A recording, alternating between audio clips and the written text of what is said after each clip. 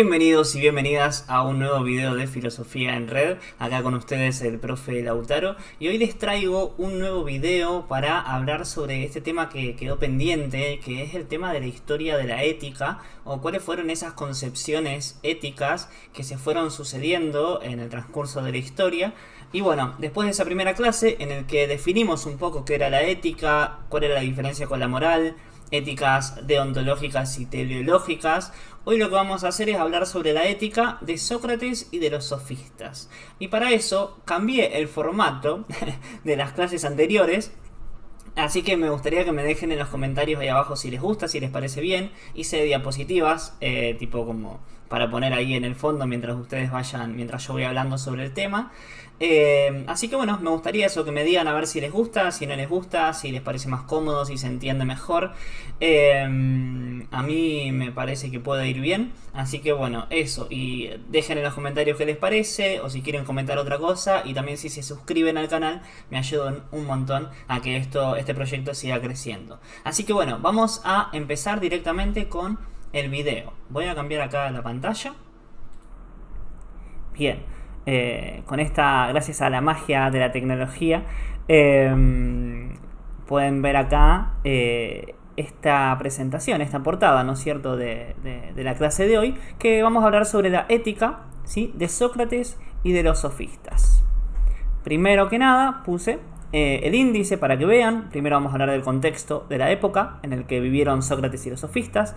Después vamos a hablar sobre cuál era el ideal moral, qué era ser bueno en el mundo homérico, ¿sí? Homero, el poeta que escribió la Ilíada y la Odisea, que eran como el fundamento de la moral y de la educación en la Grecia antigua. Vamos a ver qué era ser bueno para Homero, o por lo menos para esa época.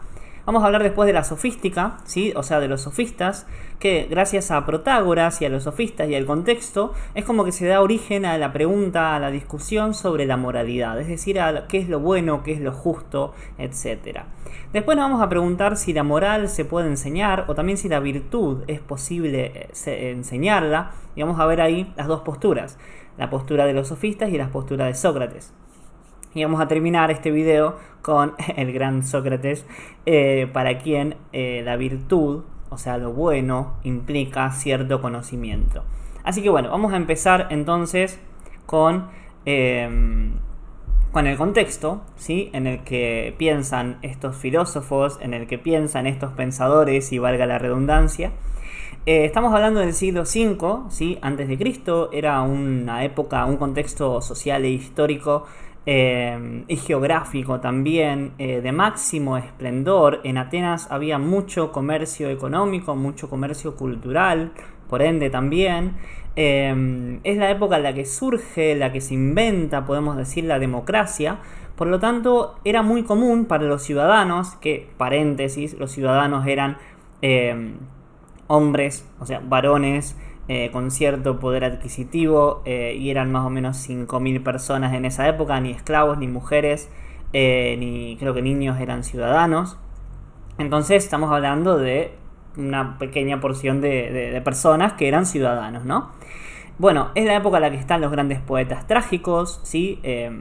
Esquilo, Eurípides, Sófocles, aparecen los filósofos, Sócrates, bueno, después Platón, los presocráticos, de los que vamos a mencionar un poco ahora, y aparecen también estos personajes, los sofistas.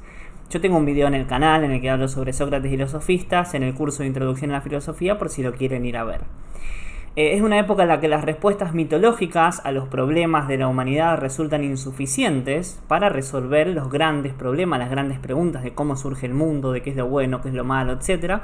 Entonces aparecen nuevos valores, ¿sí? Como que la sociedad en ese momento, en todo momento en realidad, está en constante cambio, pero en ese momento puntual, bueno, es una época importante, ¿sí?, para el surgimiento y para el inicio de la filosofía.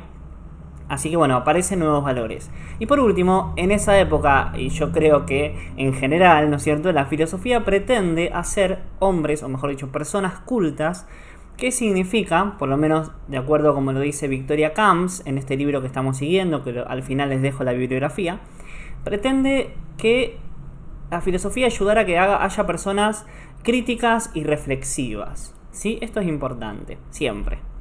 En primer lugar, lo primero que vamos a mencionar sobre los sofistas o sobre el contexto es que se establece o se genera un giro hacia la filosofía práctica. Como ahí pueden ver en la pantalla, a los filósofos de la naturaleza, o sea, Tales, Anaximandro, Anaxímenes, Demócrito, etc., les preocupaba resolver los problemas de la naturaleza. O sea, cómo se origina el mundo, de qué está compuesto el mundo, y por ese motivo Tales, por ejemplo, decía que todo se compone de agua y que del agua nace todo. Anaxímenes decía lo propio sobre el aire, que todo surge a partir del aire, que todo está compuesto de aire. Demócrito hablaba ya de átomos, de partículas indivisibles.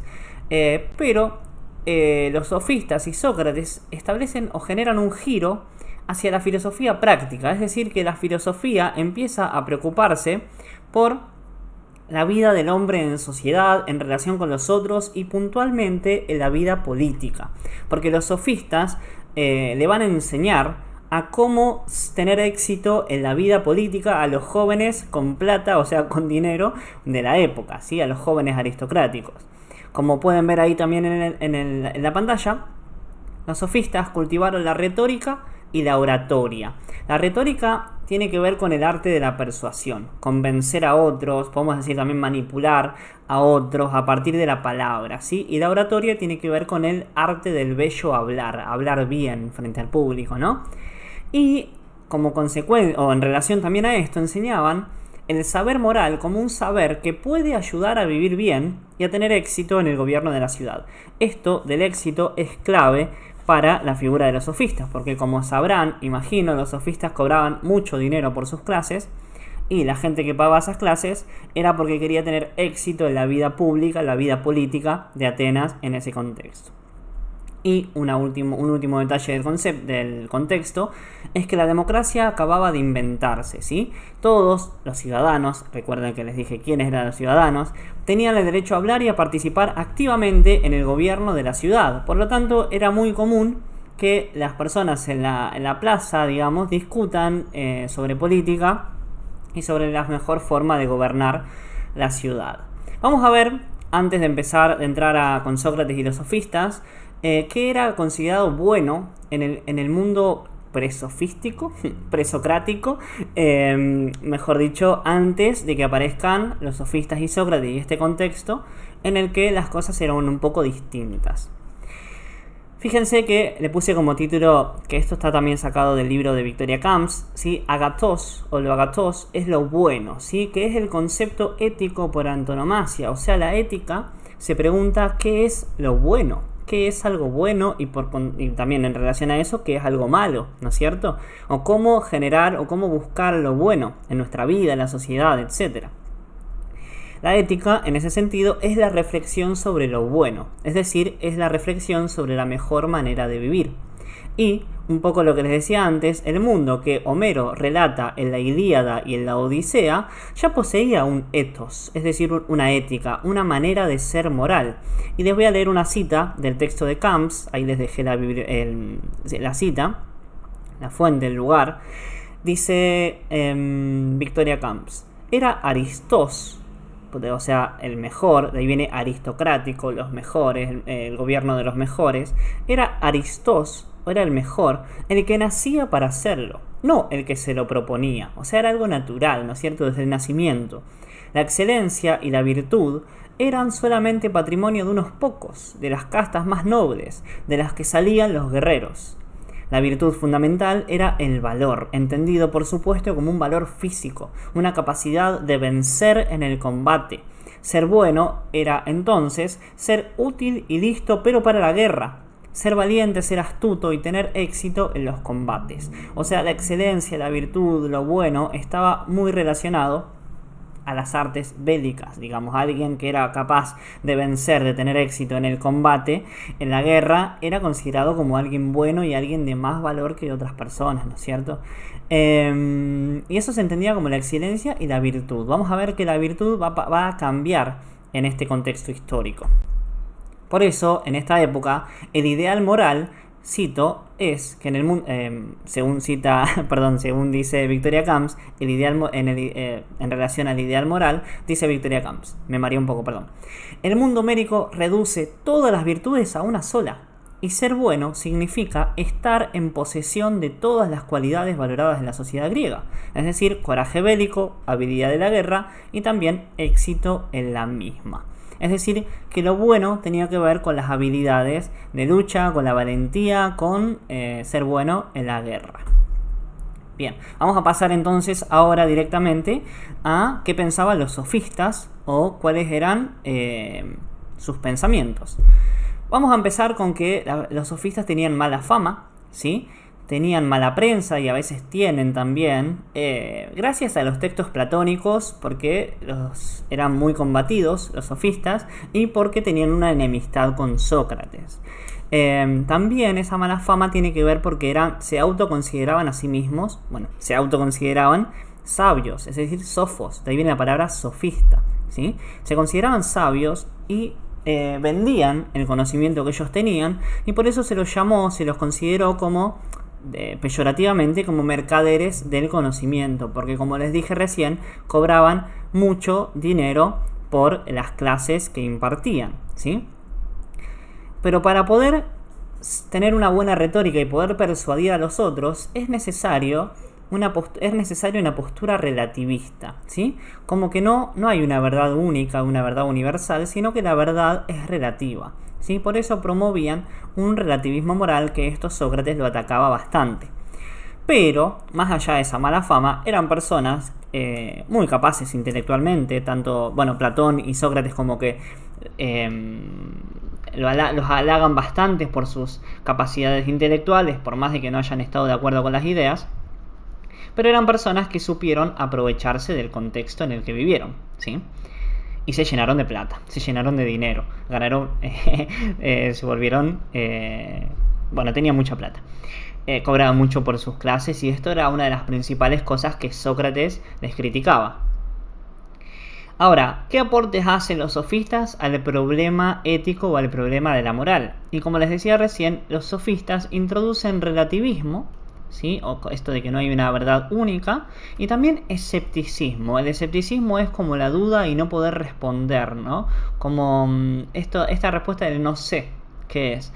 Entonces, donde antes había leyes naturales incuestionables, esto de que los guerreros nacían para ser guerreros, los sofistas dicen, no sé, a ver, puede ser, pero que sí, puede ser que no. Es como que plantearon ese relativismo, ¿no es cierto? Como que puede ser de una manera, pero también puede ser de otra. También era una época de confusión moral.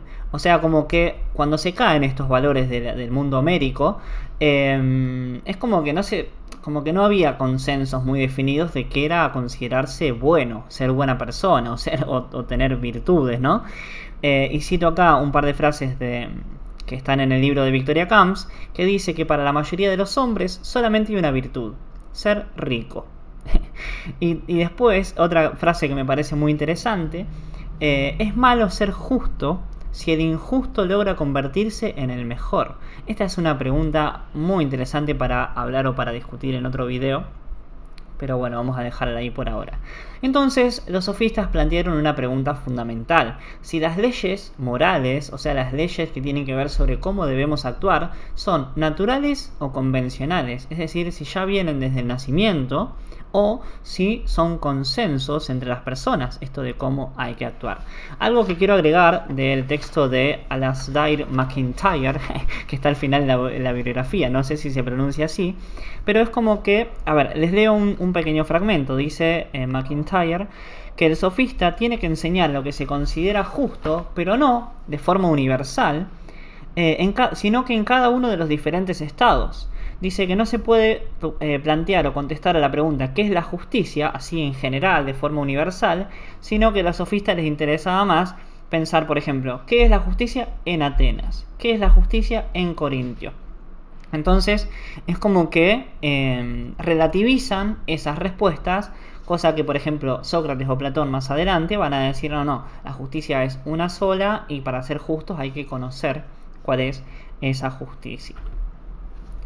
Como el principal representante de la sofística lo tenemos a Protágoras, otro gran representante es Gorgias, pero ahora vamos a hablar de Protágoras.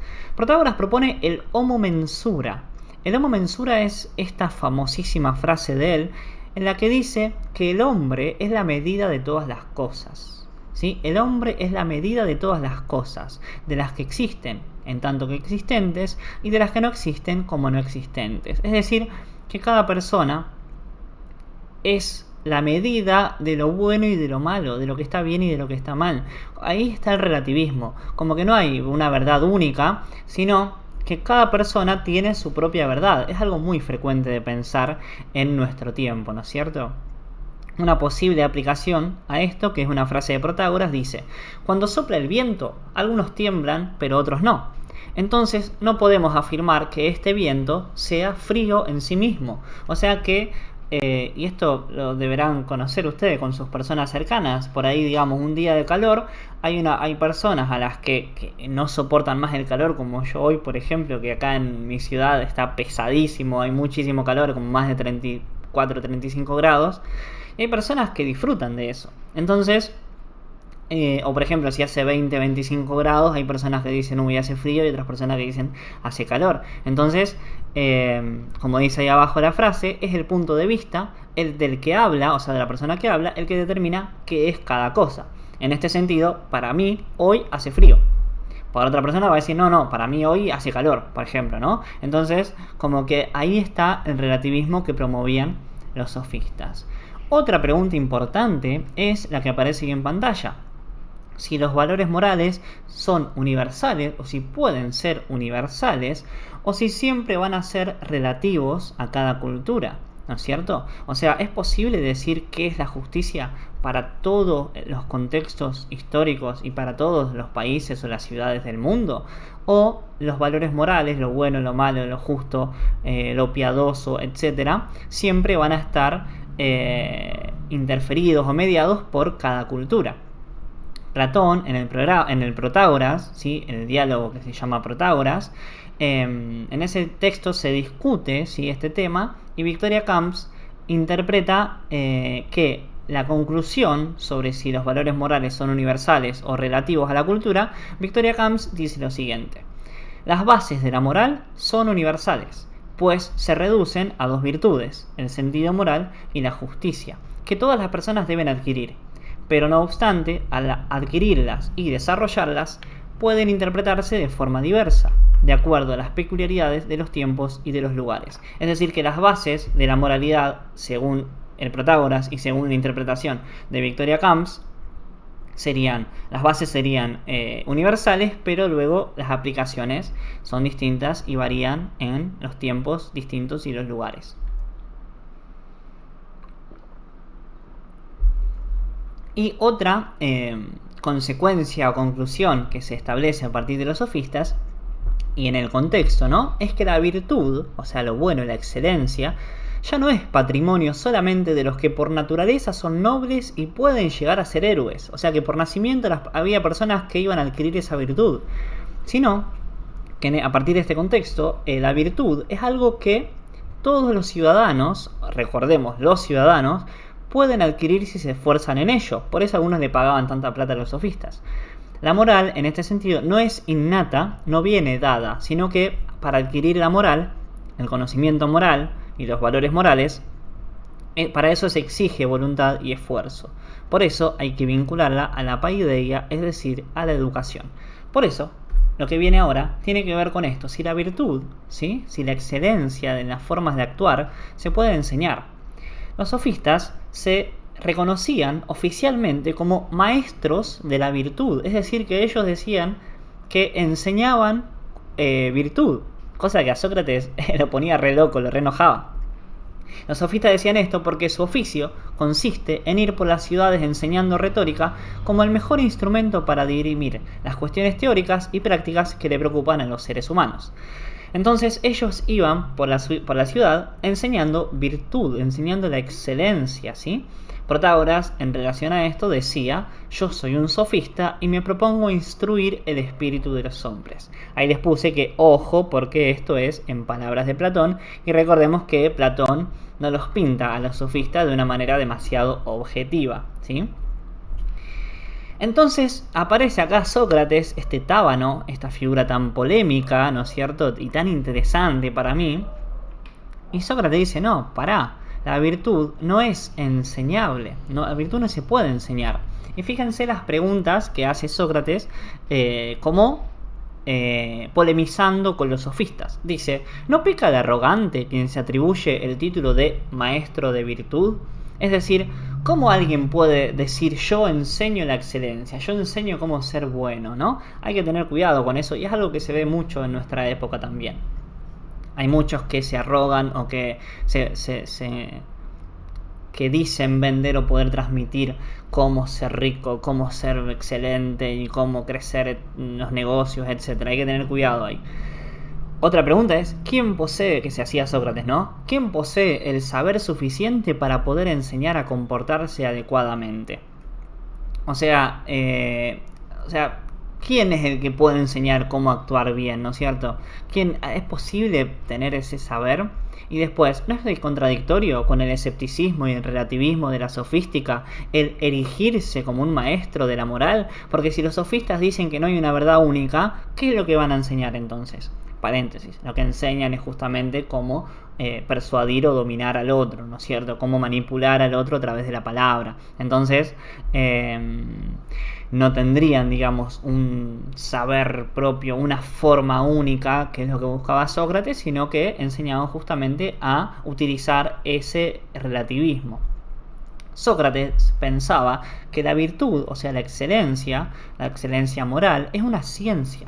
Porque el virtuoso, o sea, la persona justa, la persona decente, es virtuosa porque conoce qué es la justicia.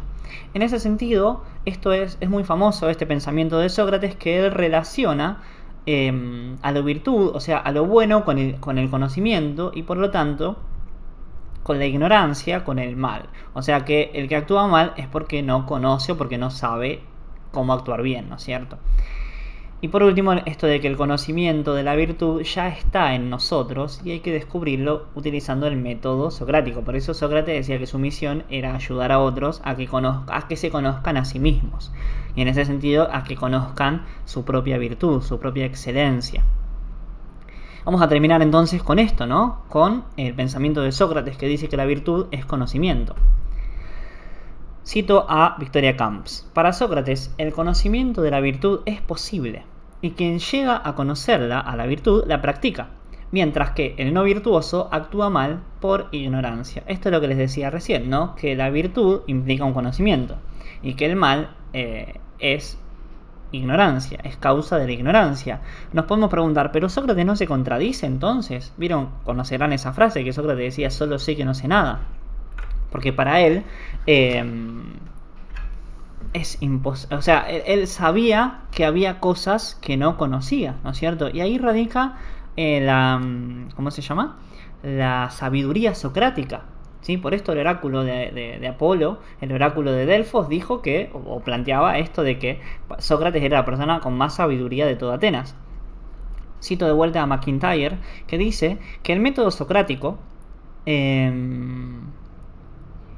es más comprensible y justificable si se lo entiende como destinado más bien a asegurar un tipo especial de transformación en los oyentes a que obtener una conclusión determinada.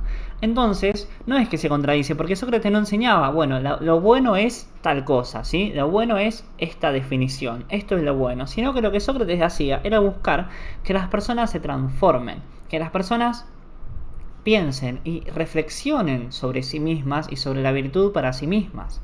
En ese sentido, lo que buscaba Sócrates con su método era la transformación del espíritu, podemos pensar, la transformación de la forma de pensar. Y también cito a McIntyre, que dice que el descubrimiento de la propia ignorancia subsiste como la bien fundada meta de la moral. Es decir, que el objetivo del conocimiento moral que planteaba Sócrates tiene que ver con esto que él mismo hizo consigo mismo, ¿no? Descubrir su propia ignorancia, y eso es fundamental para poder actuar bien en la sociedad. Victoria Camps dice: pensar, razonar es más una búsqueda que otra cosa. Sócrates no pretende definir nada ni dar por concluida ninguna discusión, con lo que da a entender que, si la virtud es conocimiento, este conocimiento no se puede alcanzar nunca del todo. Es un proceso que no acaba, que es inagotable, sobre todo en las discusiones filosóficas. Entonces, esta perpetua apertura a la pregunta hacia uno mismo, no cerrar en conceptos cerrados y definidos qué es lo bueno, qué es lo malo, etcétera, sino buscarlo constantemente, hacer una reflexión sobre nuestra forma de vivir en cada momento de nuestra vida. Acá está esto de la buena reflexión. A diferencia de lo que ocurre con los saberes técnicos, uno aprende a ser zapatero, a tocar la flauta, a ser atleta, pero no aprende nunca del todo a ser una buena persona. Nunca del todo, nunca terminamos, ¿no? O sea, constantemente hay que buscar eso. Por eso es un conocimiento que se adquiere por autorreflexión, y esta autorreflexión finaliza cuando acaba la propia vida. O sea, una autorreflexión constante en cada momento, en cada instante de nuestras vidas. Eso es importantísimo. Para terminar con este video, que creo que me quedó un poco largo, pero bueno, ustedes me dirán después de los comentarios si fue bien, si se entendió, si tienen alguna duda, si les parece bien la extinción, no, sino la extensión. Quiero terminar con un texto de Platón que se llama El Critón, ¿sí? Y el Critón es un ejemplo de la virtud, porque Sócrates acá pone en práctica su postura ética. En el Critón, Sócrates está encarcelado a punto de ser condenado injustamente, a punto de ser ejecutado, ¿sí? Por una condena aparentemente injusta. Eso es para otra discusión. Bueno, no, en realidad entraría acá, pero bueno, vamos a dejarlo para otro momento. Viene Sócrates viene un amigo de Sócrates a la cárcel y le dice: Sócrates, hablé con el guardia, te podés escapar, vamos a Esparta, vas a vivir bien, tranquilo con tu familia, etc. Y Sócrates niega, o sea, rechaza esa oferta de escaparse, porque para Sócrates las leyes de la ciudad están por encima que la voluntad individual o que el deseo individual. Porque Sócrates dice en el Critón, si las leyes me condenaron, es más, en el texto hace hablar a las leyes y todo, que si las leyes me condenaron, tengo que acatar eso. Y si las leyes están mal, bueno, hay que dialogar con los otros y consensuar otras leyes que sean más justas. Entonces, esto me parece genial, me parece maravilloso esto. Entonces Sócrates rechaza por sus valores éticos, ¿no es cierto? Por la forma en la que él creía que hay que actuar, rechaza ser injusto, porque además él decía que si comete una injusticia está validando el hecho de que él era un tipo injusto, una persona injusta, porque cometió la injusticia de escaparse. Además, esto de no pagar una injusticia con otra injusticia, ¿no es cierto? Porque de esa manera se reproduce la injusticia y el mundo va a ser absolutamente injusto. Pero bueno, entonces lo que dice Victoria Camps, y con esto terminamos el video, ¿qué mejor incentivo podía dejar o legar el filósofo a sus discípulos que el mostrarles cómo un jurado democrático decidía por votación el aniquilamiento de un hombre justo que, fundamentalmente, había querido ser una llamada a la reflexión sobre la vida auténtica? Sócrates quería que las personas reflexionen sobre qué es una vida auténtica para sí mismas, ¿no? Esta autorreflexión de la que hablábamos más arriba. Y desde este punto de vista, el gesto arrogante del acatamiento de la última pena es un estupendo cierre a la tarea de toda la vida. Podemos agregar a la tarea de la búsqueda ética de cómo ser bueno, de cómo actuar bien, una tarea que para Sócrates era una tarea de toda la vida. Acá les dejo la bibliografía. Utilicé estos dos textos principalmente. Breve Historia de la Ética de Victoria Camps, que se los recomiendo muchísimo, y Historia de la Ética de MacIntyre, que es un poco más complejo, pero si les interesa profundizar, está bueno también. Así que bueno, eso fue todo por hoy. Vamos a cambiar de vuelta acá esta pantalla. Eso fue todo por hoy. Si se quedaron hasta acá, les agradezco un montón. Otra cosa iba a decir.